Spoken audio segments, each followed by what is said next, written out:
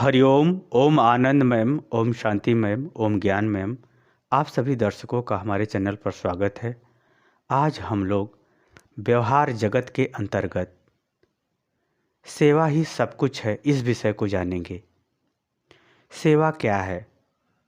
सामान्यतः जिसे आप स्वीकार करते हो, जिसे आप अपना मानते हो, जिस पद को, जिस व्यक्ति को, जिस नियम को, जिस सिद्धांत को, जिस क्रिया को आप अपना मानते हैं, उसके लिए स्वयं कष्ट उठाकर उसके लिए सुख पहुंचाना, उसको सुविधा देना, उसके लिए कार्य करना, उसके प्रति संपूर्ण रूप से समर्पित होना सेवा कहलाता है। सेवा अति कठोर धर्म होता है। सेवा में आदमी को बहुत सारे कष्ट उठाने पड़ते हैं, परंतु यह सेवा सब कुछ कैसे बन जाती है और सेवा से सब कुछ कैसे मिल जाता है, आज हम आपको इस बात को समझाने का प्रयास करूँगा। जिसे आप अपना स्वीकार करते हो उसके विषय में, उसके क्रिया के, उसके व्यवहार के विषय में आपको पूर्ण जानकारी रखना आवश्यक होता है। जब आप उस जानकारी को आप रखेंगे, उसके अनुसार आप उसकी सेवा करेंगे, तो आपको वही सेवा सब कुछ उपलब्ध करा देगी, सब कुछ बना देगी, सब कुछ प्राप्त करा देगी। अब इसको हम देखते हैं। जैसे गुरु की सेवा। गुरु की सेवा क्या है? गुरु के सुख सुविधा, रहन सहन, खान पान की व्यवस्था करना, उनके शरीर की सेवा करना सेवा कहलाती है। परंतु गुरु की विशेष सेवा तब हो जाती है जब आप गुरु के आज्ञा का पूर्ण रूपेण पालन करते हैं, तब वो गुरु की सच्ची सेवा होती है। गुरु के आज्ञा पालन की जो सेवा है वह संपूर्ण सेवा बन जाती है। कैसे, इसको देखते हैं। जैसे आप गुरु की आज्ञा का पालन करते हैं तो गुरु से ज्ञान भी मिलता है और गुण भी मिलता है। ज्ञानी होना अलग बात है, गुणवान होना अलग बात है। जब व्यक्ति ज्ञान को पूर्ण रूप से व्यवहार में उतारने में सफल होता है, उसके प्रत्येक गतिविधि से परिचित होता है, समझता है, जानता है, पहचानता है, उसके अनुसार व्यवहार भी कर लेता है, तब वह ज्ञानवान व्यक्ति गुणी बन जाता है। गुरु से ज्ञान और गुण दोनों मिलता है। जब आप गुरु का आज्ञा का पालन करेंगे तो ज्ञान और गुण दोनों मिलता है और दोनों व्यक्ति को पवित्रता और पात्रता को हासिल करा देता है। यही कारण है कि गुरु की सेवा करके लोग भगवान को भी अपने आगे झुका दिए हैं। जैसे संत कबीर, संत मीराबाई। अर्थात यूँ कहें कि जो गुरु मुक्ति प्रदाता होता है, भगवान को देने वाला होता है, उस गुरु की सेवा, उस गुरु की आज्ञा पालन से व्यक्ति सब कुछ पा लेता है। गुरु से भगवान, संसार दोनों को पा लेता है। यही कारण है कि आप अगर गौर से व्यवहार में देखें तो जितने महान अधिकारी हुए हैं, जितने महान नेता हुए हैं, जितनी महान नेताएं और सभ्य पुरुष हुए हैं, वे सभी पुरुष आज भी गुरु के आगे नतमस्तक ही रहते हैं। उनकी चरण वंदना, उनको आदर, सम्मान और प्रेम ही करते रहते हैं। ये आप अगर थोड़ा सा ध्यान दें तो गौर करके आप देख सकते हैं। गुरु से भी लोग महान बनते हैं, महानता को पाते हैं, अर्थात गुरु की सेवा से सब कुछ पा जाते हैं। परंतु इस बात का ध्यान रहे कि गुरु की आज्ञा पालन में ही सब कुछ है। यदि हम वही दूसरी सेवा बात करें, दूसरी सेवा ईश्वर की सेवा की बात करें, तो ईश्वर की सेवा क्या है? ईश्वर की सेवा जो सामान्य रूप से लोग पूजा पाठ करते हैं, वो कोई विशेष सेवा नहीं है। ईश्वर की सेवा का अर्थ है ईश्वर के नियमों का पर चलना, उनके अनुसार आचरण करना, उनके बताए हुए धर्म और कर्तव्यों पर चलना, ईश्वर के सत्य और न्याय के अनुसार व्यवहार करना, यह ईश्वर की सेवा कहलाती है। जब आप ईश्वर की सेवा करेंगे या किसी की भी सेवा करेंगे तो पग पग पर कष्ट मिलेगा, यानी उस सेवा के में आपको दुख मिलेगा और उस दुख को आप सहन कर जाएंगे। उस दुख को अगर आप उठा लेंगे तो वही दुख आपको सब कुछ उपलब्ध करा देगा, क्योंकि सेवा में दुख ही मिलता है। जब ईश्वर के नियमों का, सिद्धांतों का पालन आप करेंगे तो संसार से दुख मिलेगा, समाज से दुख मिलेगा, और इतना अधिक दुख मिलेगा। ये समझिए कि जितना अधिक दुख मिलेगा उतना ही आप अधिक महानता, उतना ही आपको सब कुछ मिलने वाला है। कलयुग के ही एक भक्त नरसिंह मेहता हैं, जिन्होंने भगवान के भक्ति के आगे, भगवान के भक्ति के प्रेम में सब लोग मरते चले गए घर के, लेकिन फिर भी उन्होंने भगवान की भक्ति का त्याग नहीं किया।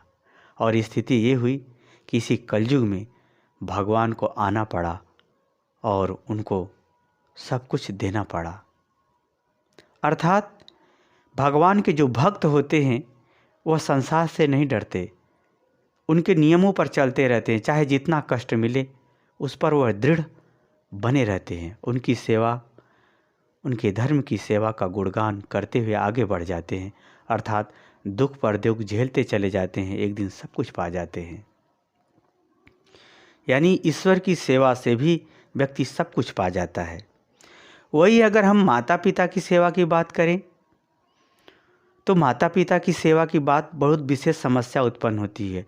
जिनके माता पिता अच्छे हैं उनकी तो सेवा हो जाती है, लेकिन जिनके माता पिता अच्छे नहीं हैं उनको सेवा करने में बड़ा कष्ट होता है।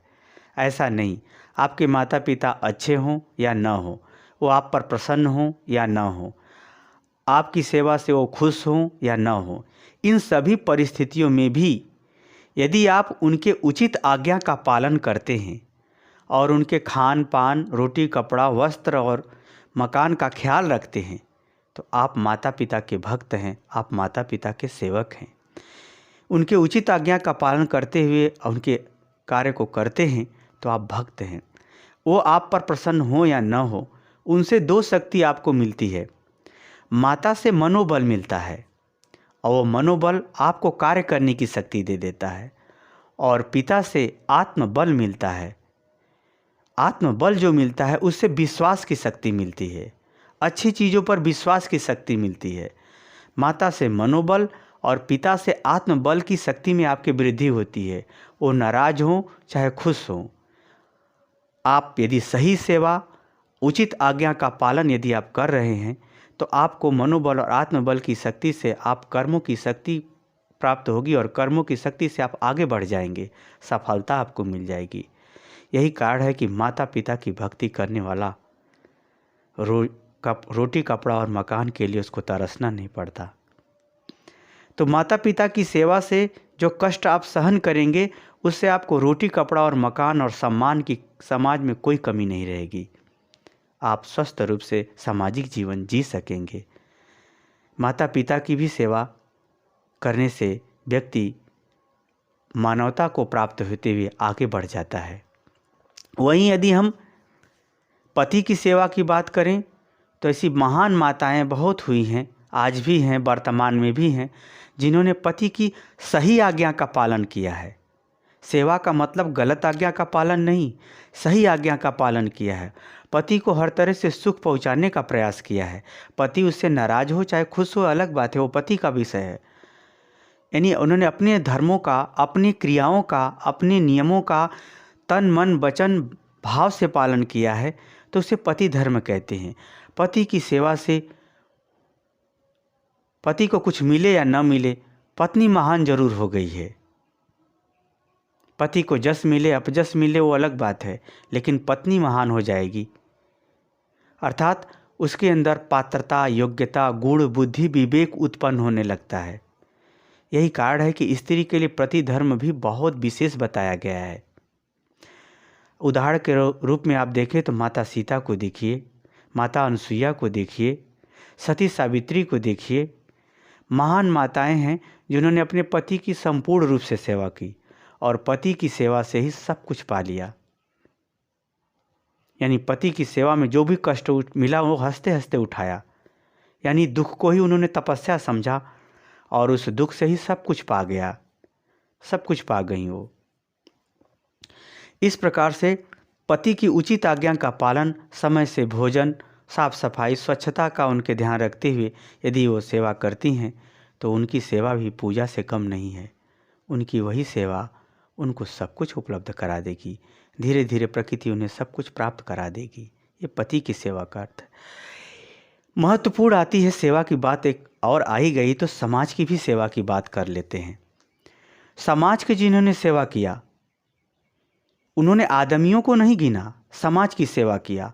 उन्होंने सेवा में माध्यम में सिर्फ समाज को चुना। जिन्होंने समाज की सेवा की यानी समाज के दुख को अपना दुख समझा और समाज के दुख को दूर करते हुए अपने दुख का ख्याल नहीं रखा, वो महानता को प्राप्त हो गए, समाज के लिए ही पूजनीय हो गए। उदाहरण के लिए देखिए, भगवान राम ने सबकी सेवा की थी, वो सब रूप से महान हुए, भगवान हुए। भगवान राम ने जो समाज की सेवा की, आज यही कारण है कि उनके द्वारा व्यवस्थित समाज के लिए व्यवस्थित नियम, व्यवस्थित व्यवहार इत्यादि के माध्यम से मर्यादा पुरुषोत्तम भगवान राम कहे जाते हैं। यदि गांधी जी की हम बात करें तो गांधी जी ने भी समाज की सेवा की। समाज की सेवा इस प्रकार किया उन्होंने कि रात दिन जनता के कल्याण में ही लगे रहे, जनता के कल्याण में ही लगे रहे, जनता के दुख को ही दूर करने में लगे रहे। रात दिन प्रयास किया, चाहे उससे सम्मान मिला हो, चाहे अपमान मिला हो, चाहे आलोचना मिली हो, चाहे गाली मिली हो, तो भी वह व्यक्ति रात दिन लगा रहा। आज भी जितने महान नेता हैं, उनके जीवन की संघर्ष की कहानी आप खोलेंगे तो ऐसे ही मिलती है। उनको गाली भी देने वाले मिलेंगे, सम्मान भी देने वाले मिलेंगे। अच्छे कर्मों के लिए अच्छा मिलता है, बुरे कर्मों के लिए बुरा मिलता है। परंतु जिन्होंने बुराई से कहीं अधिक, कई गुना ज़्यादा अच्छाई का व्यवहार किया है, वह उतना ही दिन समाज में आदरणीय, पूजनीय और अनुकरण के पात्र बने हैं, अनुकरणीय बने हैं। इसलिए गांधी जी को देखें, इसी तरह से आज भी जितने महान नेता हैं, उन्होंने भी समाज की ही सेवा को सर्वोपरि सेवा मान लिया। उन्होंने किसी की नहीं सेवा की, समाज की सेवा शुरू कर दी। समाज के ही सुख दुख को अपना सुख दुख समझा। आज जहाँ तक इस समाज के दुख सुख को वो दिन रात प्रयास करके उठाते रहते हैं, उतना ही वो आगे जाते रहते हैं, उतना ही प्रसिद्ध होते रहते हैं, उतना ही लोकप्रिय होते रहते हैं। उसी तरह से समाज की सेवा में जो अधिकारी हैं, वो भी अधिकारियों को अगर आप देखेंगे, जो अच्छे अधिकारी हैं समाज की सेवा में दिन रात लगे हुए हैं, ऑफिस में बैठ के क्लर्क का काम नहीं कर रहे हैं, बल्कि समाज में जाके समाज को देखते हुए उचित निर्णय लेकर के कार्य कर रहे हैं। आज मीडिया के माध्यम से, फेसबुक, व्हाट्सएप इत्यादि के माध्यम से आप उसे भी जानते ही होंगे, वो सब भी महान हो जाते हैं समाज के लिए। अर्थात हमारे कहने का तात्पर्य यह है कि सेवा का कोई न कोई मार्ग आपको अपनाना ही पड़ेगा। एक और महत्वपूर्ण बात बताता हूँ आपको, जैसे ज्ञान। यदि ज्ञान की सेवा की बात करें तो ज्ञान को प्राप्त करेंगे तो ज्ञान भूलता भी है, ज्ञान को याद भी करना है, ज्ञान को समझना भी है, ज्ञान को व्यवहार में उतारना भी है। तो जब आप ज्ञान को प्राप्त करने के लिए ज्ञान की सेवा करेंगे तो आपको रात में जगना होगा, ठंडी गर्मी सर्दी इत्यादि सब कुछ सहन करना पड़ेगा।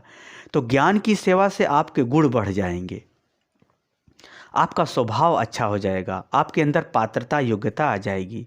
इस प्रकार से ये जो गुण है ये ज्ञान से प्राप्त होगा। और ज्ञान की जैसे ही आपने सेवा किया, ज्ञान के अनुसार जैसे ही आपने व्यवहार किया, ज्ञान के अनुसार जैसे ही विषय को आपको समझे, जैसे ही अपने विषय को समझा, वैसे ही आपको क्या होगा, योग्यता, उपलब्धि, स्थान, सम्मान, धन, ऐश्वर्य भी मिलेगा। तो इस ज्ञान से भी आपको जो है सब कुछ प्राप्त होता है। परंतु महत्वपूर्ण बात यह है कि जो भी सेवा करना है, चाहे ज्ञान का हो, चाहे गुरु का हो, चाहे भगवान का हो, चाहे माता पिता का हो, चाहे समाज का हो, जब आप स्वार्थ की भावनाओं से ऊपर उठेंगे तब सब कुछ आपको मिलेगा। यदि स्वार्थ तक आप सीमित होते हैं तो सिर्फ आपकी सामान्य आवश्यकता ही पूरी होगी। इसीलिए आप जान लीजिए, इस संसार में जितने भी महान हुए हैं या होने वाले हैं या होंगे, वे सभी किसी न किसी की सेवा ही किए हैं। इसलिए हे प्रिय दर्शकों, आपसे मेरा यही अनुरोध है, सेवा के कष्ट से न भागो। चाहे ज्ञान की सेवा करना हो, चाहे माता पिता की सेवा करना हो, चाहे समाज की सेवा करना हो, चाहे पत्नी को पति की सेवा करना हो, चाहे भगवान की सेवा करना हो, चाहे गुरु की सेवा करना हो, सेवा में तो कष्ट उठाना ही पड़ेगा। जो सेवा किया है वही महानता को प्राप्त हुआ है, वही सब कुछ पाया है, वही सुख शांति समृद्धि को पाया है। इसलिए सेवा ही सब कुछ है, सेवा ही सब कुछ है। जो सेवा में दुख को पिएगा वह सुखी और ऐश्वर्यवान होके संसार में जिएगा। सेवा ही सब कुछ है। जिसने इस संसार को जितना सेवा दिया है, जितना सेवा किया है, वह संसार उसे उतना ही याद किया है, उसे उतना ही अपनाया है, उतना ही उसे अपना माना है, उतना ही उसमें भगवान को देखा है। इसलिए सेवा ही सब कुछ है। मुझे उम्मीद है कि हे प्रिय दर्शकों, आप समझ गए होंगे कि सेवा सब कुछ कैसे है। सेवा के कष्ट से न भागें।